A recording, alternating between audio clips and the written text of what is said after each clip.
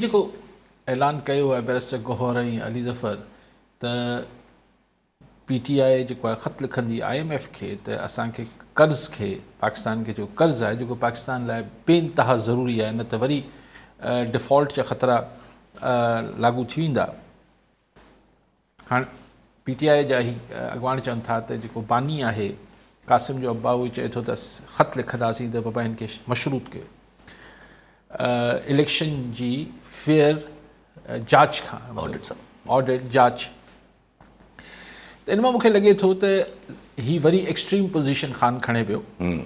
ऐं इन जो मतिलबु इहो थियो त जेके अडियाला जेल सां ॻाल्हियूं हली रहियूं हुयूं या अडियाला जेल सां जेके रोशनदान खुलिया हुआ त मतिलबु इहो थियो त वरी डेडलॉक अची वियो आहे ऐं ख़ान जेको आहे वरी जेको पंहिंजी पुराणी हुनजी स्टाइल आहे त थोरो एग्रेसिव बिन्हे एग्रेसिव ही कोई नंढड़ी मामूली ॻाल्हि न आहे। हिन खे जेके ख़ान जा मुख़ालिफ़ आहिनि ऐं जेके मुख़्तलिफ़ रियासती इदारा आहिनि ख़ान अगरि अहिड़ो को लेटर लिखियो या न बि लिखियो रुगो लिखण लाइ चयो अथसि त हिन खे मुल्क दुश्मनी ऐं फलाण ऐं कढियो वेंदो चई छॾियो ज़ाहिर आहे हिन खे इहो ई चयो वेंदो त बाबा तव्हांखे सियासत पंहिंजी वधीक अज़ीज़ आहे ऐं मुल्क ऐं क़ौम जा मुफ़ाद आहिनि ब्ला ब्ला ब्ला। सो इन में पाण ते उनजो हू त जेको हिक ॿिए सां ॻाल्हाईंदा आहियूं हू PTI वारा पाण जवाबु ॾींदा पर पाण खे हिन में इहो तजियो करण में सवलाई थिए पई त मतिलबु जेको अडियाला जेल सां 8 फरवरी खां पोइ नतीजनि खां पोइ हिकिड़ी थोरी पेशरफ़ थी रही हू वरी हिकिड़ो शदीद लॻे थो त ख़ान जी फरमाइशूं या ख़ान जी मुतालबा जेके आहिनि उहे मुकमल तौर ते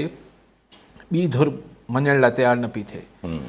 ॾिसो IMF खे ख़त लिखण सां को IMF हिकिड़ी अपोज़िशन पार्टी जे ख़त ते अमल करण जी पाबंद न आहे। उहो हिकिड़ो इंटरनेशनल इदारो आहे जेको सम्झ में ईंदो उहो कंदो ऐं हुनखे बि जेको अमेरिका खे सम्झ में ईंदो उहो ई IMF बि कंदो। अमेरिका त ख़ैर बयानु ॾेई छॾियो आहे त इंटरनल मैटर आहे गवर्नमेंट असांजो ठीकु आहे हू इतिहादी हुकूमत लाइ चए थो इंटरनल मैटर आहे पर हू बार बार